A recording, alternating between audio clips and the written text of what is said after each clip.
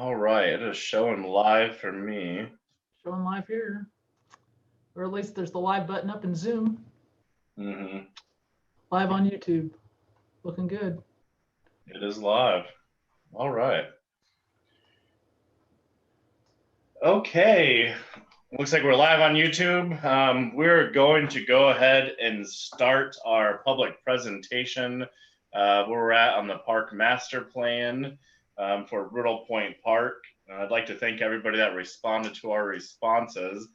I have online with us Deb Schmucker with Cornerstone PDS. Thank you, Deb, for helping us work on the project so far, and she'll be presenting a lot of the information today. We did have our survey online running from May 13th to August 3rd. We had 201 responses. So I'd really like to thank everybody for that. And utilizing your data is really how we came up with the improvements that we'd like to see in the park. So without too much of an introduction, Deb, I'll go ahead and throw this over to you and we can get started on what we're looking at and what we're doing. Okay, well, I'm going to share my screen here and we'll flip over to the PowerPoint. Make sure it comes up there. All right, here we go. Well, greetings, everyone. So as Adam mentioned earlier, we spent the better part of the summer collecting survey information and data.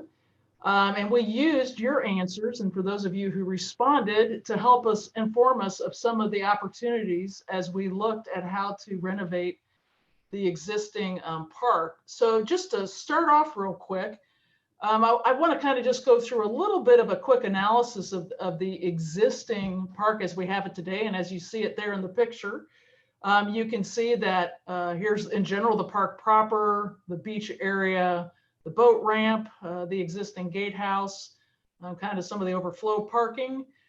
Here's the island section, and again, the picnic area. So this particular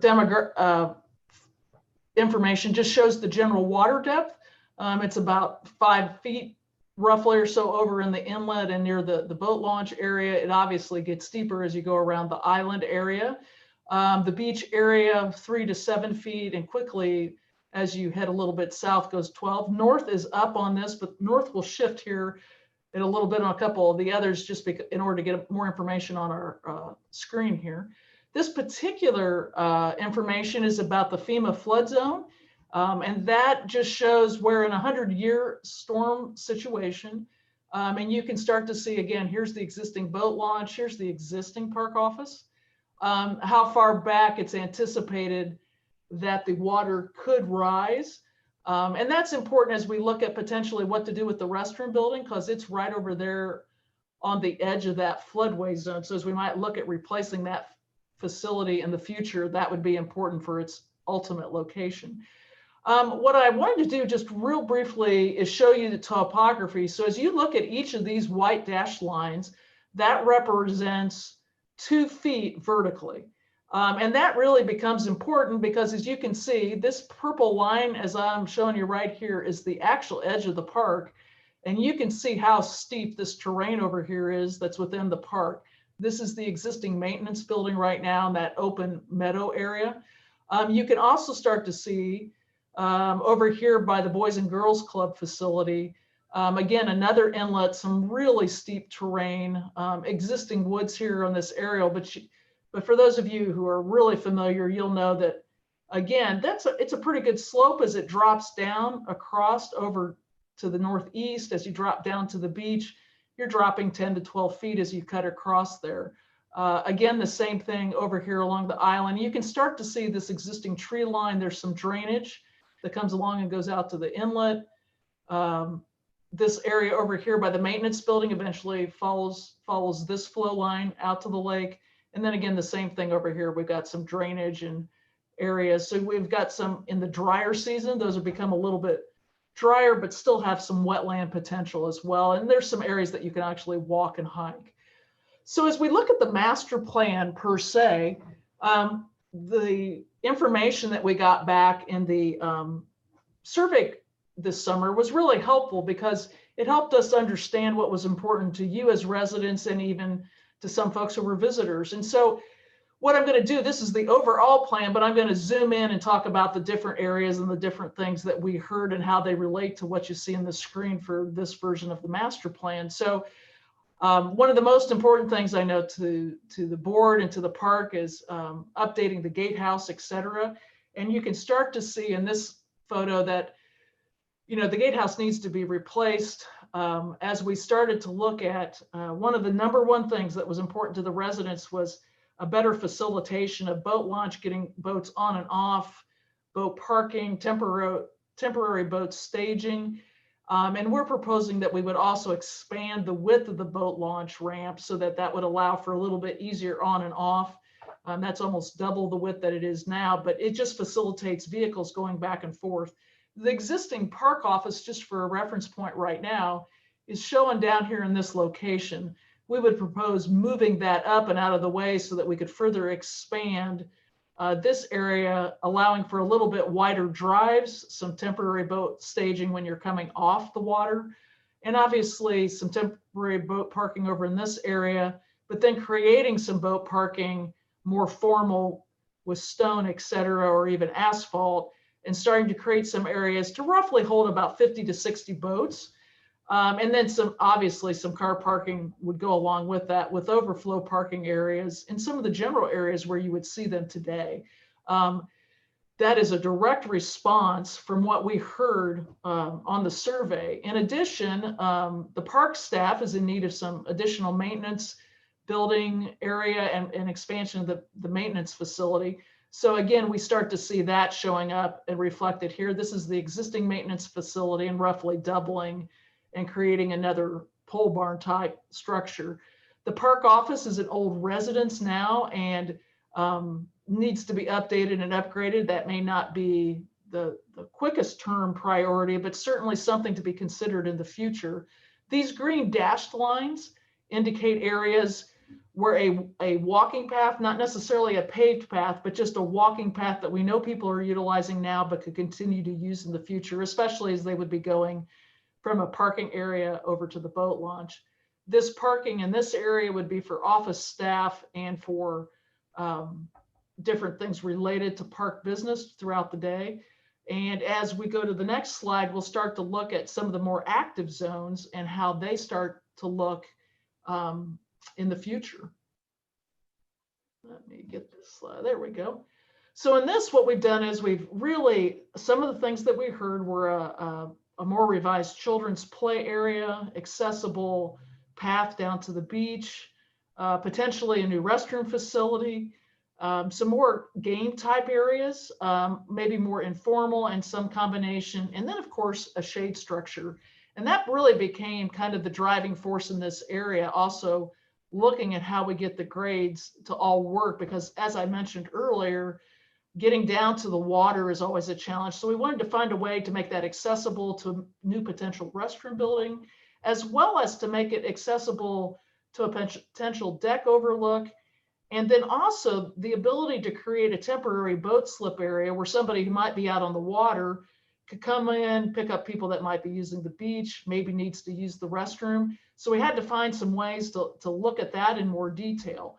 And so as we looked at that, we realized that the restroom was in generally a pretty good location, but we needed to work through, maybe shove it up the slope a little bit. So we know that we've got a hillside here. So we created some steps for those who are able-bodied, but then we started to look at, if we extend this ramp, maximize it coming down to the water, we can then start to create a deck that would overlook and go out over the water. But we also could create an accessible path then over to and around the beach. Because shade is such a premium, we looked at an opportunity to create a potential revenue source. These are smaller 15 by 15 shade type units that could be rented. And then you'll see a different version of some of those that would be up potentially around the play area, around the existing new and future game area that could be shuffleboard, horseshoes, tables, that kind of thing. The two existing facilities that are right up there now between the existing shelter need some renovation. And we heard a lot about opening up that shelter, really making it open to the public, enlarging and creating a patio and picnic area that could be adjacent to the children's area. So it could be used either by somebody who might be renting the shelter house or even just utilizing the children's play area. And then obviously renovating the existing volleyball court. These game activities work best where they're already a flatter area so that we can combine and use the grades that are there. But we also heard from a lot of people that expanding the beach area was of real importance and access to it. So we looked at the grades and suggested that there's room for that beach expansion. And then even just, although the accessible path might start here, but maybe just some signage that could denote a walking path that goes around this perimeter and creates, if you will, an inner loop that would be just under a half mile that could be enjoyable to walk for families, et cetera. This area over here, as we get to this fixed area here, as we've come down and dropped almost 10 feet down to the water's edge, to get to these boat slips, this would require a ramp that you'll see some photos of, a suggestion of what that could look like for the future. But these boat slips obviously would allow somebody who's out on the water to come in and come out and utilize even the deck or meet up, as we said earlier, with family or other friends, and gets them out of the high traffic zone of the boat launch. As we look at the lower island area, we looked at some more opportunities for shade with some smaller 15 by 15 shade sails, and then some more permanent shade structures. This area is a beautiful spot. We know that there's a lot of people that like to fish from the shoreline there. Obviously, we have the deck and overlook. This old connection where the old Pathway Bridge used to be is still available to connect. And then in the future someday, this area over here where there could be a possibility for a future rental building area that could be done maybe in partnership with an organization that would want to help sponsor that and pay for that with the utilities and all the different rental. That might be a little further out in the future, but certainly it's a prime location with amazing views out to the lake. And again, sharing the parking areas through here. With that, that's kind of a real quick overview of the master plan that shows the different aspects. What I'd like to do real quickly is just give you some photos. I always believe a picture is worth 1,000 words, as they say. So this is in talking with Adam and the staff, just roughly a gatehouse of about 12 by 15 that would have a pitched roof. Gable would be made out of some aesthetic materials that would create a nice look as you would enter the park. Future shade structures, I referenced the shade sails earlier. This particular one is square with 3, and then this taller point here, that pole is about 12 feet high in comparison to these 8-foot high poles. So they can be made with different colors. You can brighten the area. The locations on the drawings were intentional to keep those down lower so that you could look out across them if you were up at the existing shelter house. And again, then as we just think about future picnic shelters, something that's attractive, captures the natural environment, and doesn't block any views, but really starts to create an architectural component. This particular slide, this photograph actually incorporates a couple of different things, potential game tables. It could even be something as simple as a putting green, shade areas, picnic areas. So that was just a kind of combination picture that kind of described. As we mentioned earlier, a gangway would be necessary getting down to the water from the proposed accessible area to get to the future boat slips. This shows the boat slip area. This one shows even a floating dock that you could fish from or observe from. And this is just another photo of one of those types of systems. The play areas in and of themselves, your play equipment can be much more nature oriented. It can be a little more contemporary. And this is just a combination potential. We heard some people who like the idea of a pickleball court, maybe volleyball, maybe basketball. And this just indicates some different options. A half court probably would be the best solution if we went basketball. But again, it starts to show you that you can combine those types of uses in one area and not have to take up a full basketball court or a full volleyball court or a combination thereof. And again, then just various kinds of recreation amenities. Disc golf is one. There could be some different holes laid out that those who wanted to play, maybe not a full 9-hole course, but at least you could encourage that. And then obviously ping pong, so there's a bocce ball court, but just different types that multi-generations can play with. You have different kids of different ages, teenagers, college age, throwing frisbees and having a good time.